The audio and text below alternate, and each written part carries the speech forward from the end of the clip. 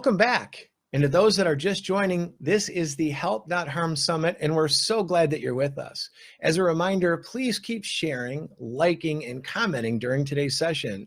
Feel free to ask your questions and comments, and our team will do their best to respond. We want this to be an interactive experience, so please know that you're encouraged to engage right here. We want to hear from you. Today's culture is increasingly filled with gender ideology. Many of you are probably here because you want to understand it better, and then we hope do something about it. This session is going to help you do just that. From a Christian perspective, it's called Our Cultural Shift. Why this issue is not merely about morality, but something bigger.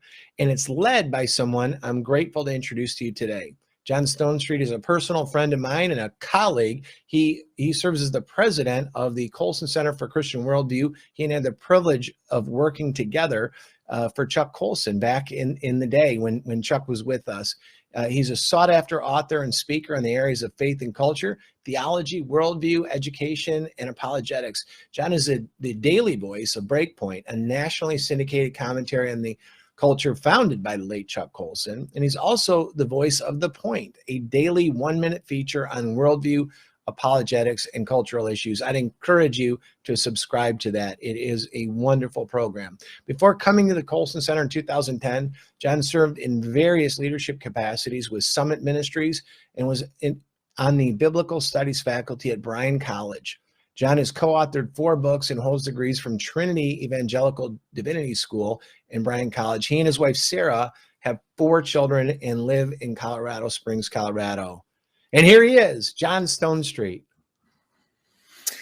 Well, thanks, Craig. It's such an honor to be here with you. Grateful for the leadership of the Family Policy Alliance and for this Help Not Harm Summit on such an important and critical issue. In fact, it's increasingly becoming one of the central human rights issues of our day. And to understand why it's so important, I think we need to get below the surface and past the noise. One of my big areas of interest is the issue of culture and how culture shapes us and how culture influences us. And, this is more than just a political issue when it comes, for example, to bathroom bills or, particular states mandating colleges to open their dorms across gender lines or things like that. What we're actually dealing with is a deep shift in our cultural moment. And to understand that shift is critical. It's crucial if we are to know, first of all, how serious the issue actually is and how we're supposed to respond. I mean, let's be honest, especially people who care about what's happening in culture, we can oftentimes spend a lot of energy and a lot of breath arguing and responding to issues that at the end of the day aren't nearly as important as we make them out to be. I call this kind of a game of cultural whack-a-mole.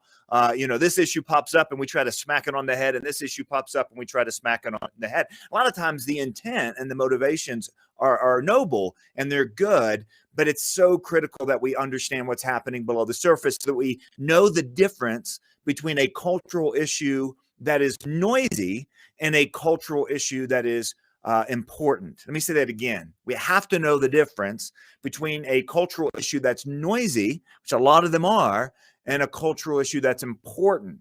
And not everything that's noisy is important. In fact, it's actually the opposite. That the most significant ways that culture shapes and influences us is not where culture is the noisiest, but where culture just makes things seem normal. And that's why so many of us are concerned about this particular issue, and why I think this issue of gender ideology, how do we help especially young people dealing with gender dysphoria? How do we do it on a policy issue without kind of changing the rules of reality? Why I think that's such an important issue is because this is more than just one that's noisy. It is riding the wave of a deep cultural shift. And one of the things that this cultural shift is trying to do is change our definition of what is normal. And you can kind of see this. I know a lot of us are here and we care about this issue because we're just a little bit dizzy by how quickly something went from being unthinkable to being unquestionable. There are other dysphorias of body and mind. Gender dysphoria is clearly not the only one. You could talk about eating disorders or various forms of mental illness, and that stuff's pretty clear. It's only in gender dysphoria that we have started to attempts and that we think medical treatment is changing the body to fit the mind. In every other case of body dysphoria, we would never say, for example, if someone is struggling with an eating disorder, oh yeah, go ahead and change your body to alter, to fit what your mind thinks. In every other dysphoria, the goal is to alter the mind to fit the body. Basically thinking that, the mind is off here. The mind is disassociated from reality. And we're on the cusp of a culture of thinking that is a normal, non-controversial thing to do. And that's why, in so many ways, this issue has become so critical for us to understand and respond to. Now, I oftentimes talk about culture as use the analogy of water, and the reason is because just like fish swim around in water, humans walk around in culture. It's kind of the air we breathe, and we don't even kind of notice it. There's an old Chinese proverb that says, "If you want to know what water is, don't ask the fish." Now, why wouldn't you ask the fish? I asked a group of high schoolers this several years ago, and they're like, "I don't know, because fish can't talk." No, because fish don't know anything different. Fish don't even know they're wet. And that's the power of culture, is that when culture shifts, now we kind of live in a brand new environment. And unless you actually went through that shift, you don't even know that anything is off or anything has changed. You could realize this if you've ever, traveled to another country. Years ago, I took my oldest daughter with me to Australia. And of course, we landed real early in the morning, grabbed a taxi to go to the hotel. And the first thing she says to me is, "Dad, they're driving on the wrong side of the road." Now, of course, they're not driving on the wrong side of the road. They were driving on the left side of the road, to be precise, but that was the right side for them. In other words, it didn't matter. The right side is whatever side everybody agrees on, but it had never occurred to her that another alternative was even possible because she had never known anything different. I took my middle daughter down to the Dominican Republic on another trip a couple years later, and we weren't even there 6 hours. And she said something that many of us have experienced. She said, "Dad, it's like being in a different world here." And what we have to understand is that's not only true when you talk about going from one culture to another geographically or nationally, but that's true when you talk about a culture that used to be a particular way and now it's shifted to another. And we can kind of wake up. Now, many of us are here caring about this issue because we've seen this shift towards the embrace of this kind of brave new world of thinking about gender and sexuality and marriage and children and medicine and so on, and even sports, things as tangible as that. We've seen this shift. Of course, we understand that we've lived through it, but those that are part of the millennial generation, or certainly Gen Zers, they've never known another reality. In other words, this is what's going to seem normal. And that's why it's so important that we can kind of uncover the loud surface level issues and get to the heart of what's really going on here. Because I fear that a lot of us that have seen this shift take place over the last several generations, our tendency is to think about this and to talk about this as if this issue is primarily a moral issue. Now, I'm not saying that it's not a moral issue. Please stay with me. The shift that we have seen in the last several decades, there certainly has been a moral part of this shift. In other words, things that were once considered wrong are now considered right. Things that were once considered right are now considered wrong. That's observably true. But what we need to understand is that beneath that issue, beneath the moral issue, there's a deeper shift that has taken place. In other words, the moral shift that we have seen is not the root, it's the fruit. It's not the cause, it's the effect. It in and of itself has resulted from a deeper shift. And that is a shift not just of morality, but even more fundamentally a shift of anthropology or identity. Another way to say this is the most important ways in which our culture has changed over the last several decades has not been in what we consider to be right and wrong, but it's been in what we consider it means to be human. We've changed our mind, not most fundamentally in what's right and wrong, although we have. Most fundamentally, we've changed our mind as a culture on what it means to be human, who we are. And that is a dramatic, dramatic shift that we need to understand. And this is important, for example, talking across generations. There's always been generational divides. There's no question about that, where older generations think the younger generation is ruining the world, and younger generations think the older generations have already ruined the world and blaming it. That's all. There's nothing new about that. But the scope, the breadth of the divide between particularly boomers and millennials is not just on this issue, but on so many other issues. In fact, I often kind of sum it up as, the big chasm between generations can be summed up in 3 words: sex, technology, and Trump. Those are the 3. And of course, we could add more to that right now. But this shift is enormous. And a lot of times those in the older generations, when they talk about issues of sexuality and gender, are oftentimes talking about it morally. And the reason that it's shooting right past millennials and those younger than millennials, members of the Gen Z or whatever, is because they think about this primarily in terms of identity. You're saying this is wrong, and they're saying this is who I am. And that is a big shift. I'll tell you a story where I first started to really notice how dramatic this shift had been. And it was prior to the issue of that we're talking about here on this summit of gender identity and how to help young people and so on.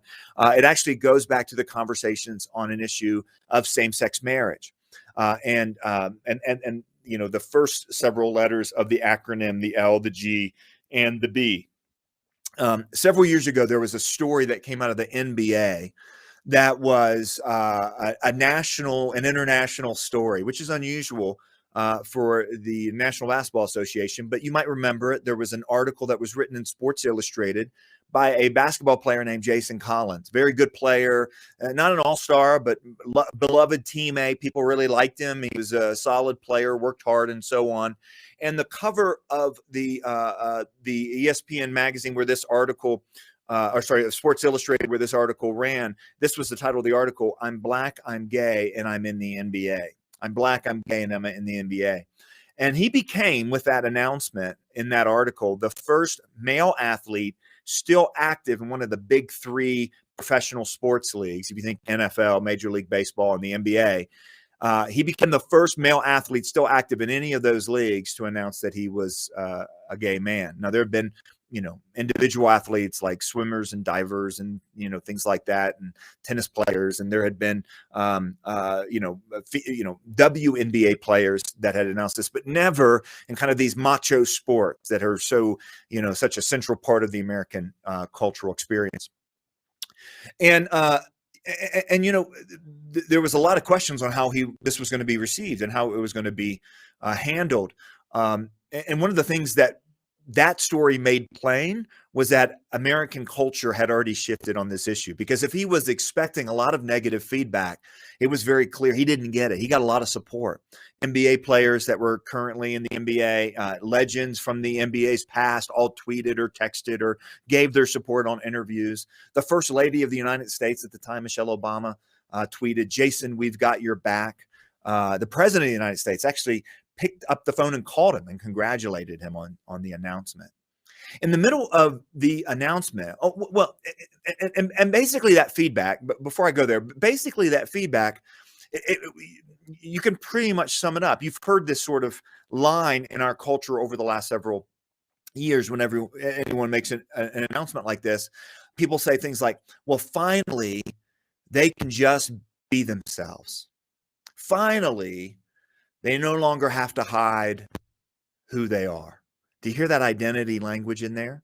Now, one of the things that was interesting in that article was that Jason Collins not only said in the article that he was gay, but he also said that he was a Christian, and that he believed that God made him that way, and that he had no problem reconciling his this announcement and his lifestyle with his faith, his personal faith. Obviously, it was a big story. A lot of people talked about it. I remember when this story hit, I was traveling, and so I went back to my hotel room, turned on ESPN, wanted to hear what people were saying about it. And one of my favorite shows having to do with controversial sports issues is called Outside the Lines. And there was a guy there being interviewed as part of the panel who is a great NBA analyst named Chris Broussard. And they were asking Chris all kinds of NBA related questions, like, is this going to change things? Does this mean, that, does this mean that more people are going to feel comfortable coming out of the closet, so to speak? Is this going to keep Jason Collins from being, brought onto another team? Is the locker room ready for this? All kinds of legitimate sports related questions. But then near the end of the interview, the host said, "Hey, Chris, you're a Christian too, aren't you?" And Chris actually is a very outspoken believer, at least he was at the time, and I think he still is. And he said, "Yeah." And the host asked him this question. He said, "Well, Chris, what did you think about that at part of the announcement where Jason Collins said he was a Christian? Is that okay with you? Can you be a gay Christian, Chris?" On national television. Chris Broussard answered something like this. He said, "Well, as a Christian, I think that God created sex to be in the context of marriage, and that's where God intended it, and between a man and a woman, and anything other than that, whether it's heterosexual or homosexual, would be a sin." Well, you can guess how that went over. They called for Chris Broussard to be fired, to resign, to be executed at dawn. I mean, it was pretty a lot of pressure. He got pulled off, kind of front and center at ESPN for a while, and his career at ESPN never kind of looked the same after that. And what he was told is, you have to keep that view to yourself. You have to keep that view to yourself. Even though you were asked, you have to keep that view to yourself. And you say, "John, what does this have to do with the topic at hand?" Here's what it has to do with the topic at hand. Throughout the history of Western civilization, there have been a number of ideological influences that have created the world that we now know. Certainly a Judeo-Christian influence, and certain ideas that came from Scripture, from the Jewish people, from the early church. There have been certainly ideological influences that came out of kind of Greco-Roman ancient paganism and philosophy. You have the secular Enlightenment and all the kind of ideas that came out of that. In other words, Western Civ is this mishmash of all kinds of ideas and philosophies, and it created the world we have today. So it's hard to say that, this was what made Western Civ, but there is one thing that Western Civ basically assumed. It assumed the priority of the individual. Not only that, but that the individual was fundamentally a metaphysical being. Now, here's what I mean by that, is that humans were the type of creatures to ask big metaphysical, philosophical questions like, where am I? Why am I here? How do I know what's right and wrong? Philosophers call these the ultimate questions. You can look throughout the history of literature or art or great movies or, great Dave Matthews songs, and they'll all wrestle with some of these questions. Why am I here? Where did I come from? What's right and wrong? How do I know? Doesn't mean that there was any sort of consensus on the answers to those questions throughout the history of Western Civ. Certainly, people answered them differently, and philosophical schools of thought answered them differently. But the agreement was that this was kind of who we are. We ask these big metaphysical questions, and our behavior is on the side. In fact, our behavior, what we choose to do, is a response to how we answer these questions. We ask and answer these questions, and then our behavior is on the side. But think about what happened in this whole Jason Collins story. Jason Collins made an announcement about something that until just recently would have been considered behavior. And he's told it's who he is. Chris Broussard makes a metaphysical observation about the nature of morality and right and wrong, and he's told you have to keep that view to yourself. That's the shift. We have gone through this shift so that we've basically exchanged what it means to be human. Now, whatever someone chooses to do, chooses to think, chooses to believe, that defines who they are. They're not dealing with a kind of a given nature or a given existence because they were created that way by God or because it's kind of the state of common humanity or anything like that. Humans are self-constructed. Dr. Carl Trueman, who's a professor at Grove City College, has written a book on this just recently, which is a must read for anyone who really wants to get to the heart of it. It's a little bit of a heavy read. It's called The Rise and Triumph of the Modern Self. And in The Rise and Triumph of the Modern Self, Carl really unlocks an idea that's come to be known as expressive individualism. If you say, well, listen, if humans aren't fundamentally metaphysical creatures who wrestle with life's deepest questions and come up with answers, then who are we?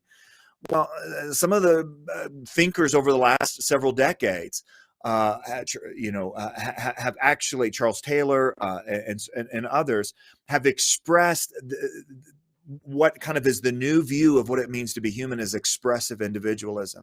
And expressive individualism assumes that we are not created, but that we self-construct our identity. We're not created, but we have to impose who we are on the world around us. And there are two big rules of expressive individualism. You might say the two great commandments. The first commandment is you have to express yourself. The second commandment is that you have to accept anyone else's expression of themselves, and that it's right, not because it corresponds with reality, not because it matches body and mind, not because it actually makes sense, not because it's not even absurd. You have to accept it because it's their expression, and there's nothing more to reality than that. And that's, friends, where we're at. Now you say, well, where did that come from? There's a whole bunch of historical influences there. We can talk about it. But at the very core, it can be traced back to something very fundamental. And that is rejecting God. Because when you reject God, you reject the idea that the world is created. And if the world isn't created, then the self is constructed. And that's really kind of where we're at. You can look at Holy Scripture that talks about this. Psalm 135. And Psalm 135, the psalmist spends about 14 different verses talking to Israel and encouraging Israel to be true in their worship of God. Why? Because of all the things that God has done for the nation of Israel. That's what the first 14 verses of that chapter say. And then in verse 15, it's fascinating. Here's what the psalmist says. But the idols of the nation are silver and gold made by the hands of men. They have mouths but can't speak, eyes but can't see, ears but can't hear, nor is there breath in their mouths. Then we know that. We know it's weird that someone would take a block of wood and carve an ear on it and then talk to it and think that it hears them. And that's what kind of gets us as, sophisticated Westerners about kind of traditional idol worship. I mean, who would ever believe that stuff anyway? But of course, we have plenty of idols today. But the deeper point of what the psalmist says is in verse 18, he goes on to say, and those who make the idols will be like them, and so will all who trust in them. See, that's the thing about religion. John Calvin said humans are incurably religious. We find something to worship. St. Augustine said that we're shaped by what we love and what we adore, what we worship. In other words, we see ourselves in the image of whatever it is we choose to worship. Now, the Christian idea about this is called the Imago Dei. In other words, that humans are made in the image and likeness of God. Every single person that you've ever met has an imprint, not because they've constructed a God consciousness or a God complex, but because God literally has endowed them with worth and value and dignity, giving them his own image by which they can actually know who they truly are. So the only way really to know who the only way really to know who we are is to know who God is. But think about the consequences of that truth. If we miss God, not only do we miss God, we miss ourselves. I don't want to go into a whole lot of history here, but it's very, very important to note that near the end of the 20th century, there was an awful lot of sociologists, philosophers, anthropologists, and not all of them religious, some of them quite secular, but who pointed out that modern man was headed into what they would call an identity crisis.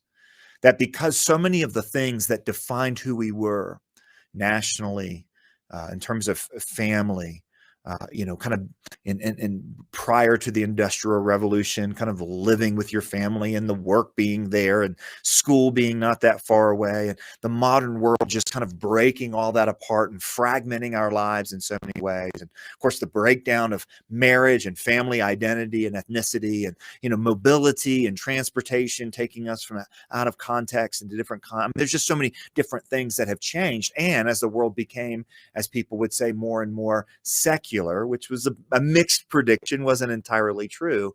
But basically, there's a bunch of people at the end of the 20th century essentially predicting this. We're headed into an age of identity crisis. They were exactly right. We now live in an age of identity crisis. And I'm not just talking about a personal identity, like who am I and how do I know what I should do with my life? I mean the fundamental crisis of what makes us human. And of course, we have so many social forces right now, from changing sexual morality to educational opportunities, technology and artificial intelligence, that has changed the human experience so dramatically that if we don't know who we are, there's all kinds of different directions we can go and are going, including in areas increasingly disconnected from reality. Now, I say all that to say this: we have our calling. So what do you mean calling? Well, I believe that one of the things that is taught about our lives in Holy Scripture is by the Apostle Paul, when he talks to the pagan philosophers in Athens, and he says to them that God determines the exact times in which we live in the boundaries of our dwelling place. In other words, the fact that we live in this time, in this place, post-secularism, into the midst of an identity crisis that's being expressed through something as, for some of us, seemingly is just so out of touch with reality as the way gender ideology is being conducted. And I think we have to be very clear on how out of touch with reality this idea can get. I know there's this impulse in Western culture of moral evolution, that the more evolved we are technologically, then we'll obviously be better people. It's just not working out that way. Listen, Christians, fighting the atheist philosophers and the scientists of the 20th century, spent most of the 20th century trying to defend the existence of the metaphysical, trying to defend the existence of the supernatural, of gods and souls and things like that. And here we are at the end of the beginning of the 21st century, and we're finding ourselves having to defend the physical. We're not defending the supernatural, we're defending the natural. We were accused during the 20th century of being, so heavenly minded, we're no earthly good. And right now we find ourselves in the middle of a cultural moment where we're pointing to real physical, biological parts and saying, there they are, and they matter. And you know why we do it? We do it because God has called us to love him with all of our heart, soul, mind, and strength, and our neighbor as ourselves. This is not a matter of personal, private preference. This is a matter of recognizing that the world was created by God. To deny something like the significance of our bodies, to tell women that their bodies are irrelevant for being women, or men that their bodies are irrelevant for being men. It's not just an attack on common sense. And it's not just an attack on what we can observe to be true in reality. It actually is a questioning fundamentally of the fact that there is a creator who created the world good. And the second reason we should care about this issue is because we love our neighbors as ourselves. It is not loving to tell someone something that is not true. It is not loving to accommodate a disorder of the mind and actually try to alter, adjust, physically damage, medically damage a body in order to go along with something that is clearly not true. And of course, the biggest victims of this right now are kids.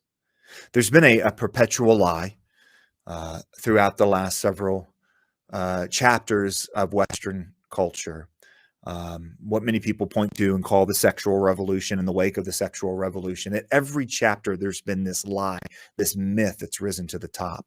And it goes something like this. Oh, the kids will be fine. No fault divorce? The kids will be fine. Kids need happy parents, not married parents. And we said that as if we knew it were true.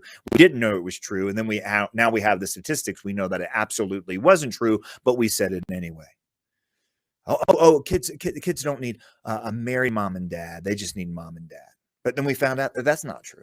Kids don't need a mom and a dad. They just need two loving parents. Two moms can be the same as a mom and a dad. And we said that as if it's true. But every indication we know of, every data point actually points to the fact that moms and dads do it differently. Mom's mom, dad's dad, and they're not the same. And now here we are. Here we are in the latest chapter of The Kids Will Be Fine, telling young kids who live in a culture that fails to offer its necessary resources for identity, a culture that robs it of parts of the human experience that are necessary for understanding who we are. And after they are penalized for being in this culture with confusion, with dysphoria, then we experiment and say, because we want to advance adult happiness and we want adult men to be able to choose and we want adult women to be able to choose, now we have to let teenage, and we pretend like bodies aren't really associated with sex and gender. And we say this, and the kids will be fine. And yet, what do we know? The kids aren't fine. And that's why this is a crucial issue for everyone to be involved in. It's why every single person should commit themselves to defending kids' bodies, defending kids' minds, and defending kids' most essential and important relationships. That is what it's going to look like in this generation, to love God with all of our heart, soul, minds, and strength, and to love our neighbors as ourselves. Thank you very much. Thank you, John. These issues are so important, and I'm so glad you're speaking into them. To our guests, I hope you'll stick around for the next session because it's our congressional panel, and you won't want to miss it. You'll want to hear straight from a senator and two members of Congress about what's going on in Washington and what they're doing to stand up for our values right there as our representatives in Washington, D.C. We'll be back soon.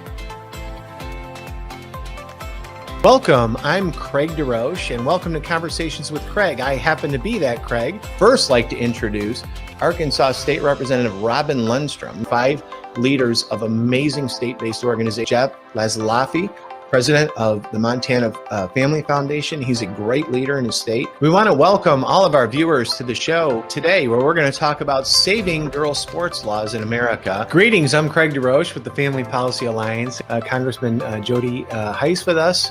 John Stemberger, president and general counsel of the Florida Family Policy Council. The people on the front line of these fights are heroes. Joining me today is Congressman Mike Johnson, representing Louisiana's 4th District.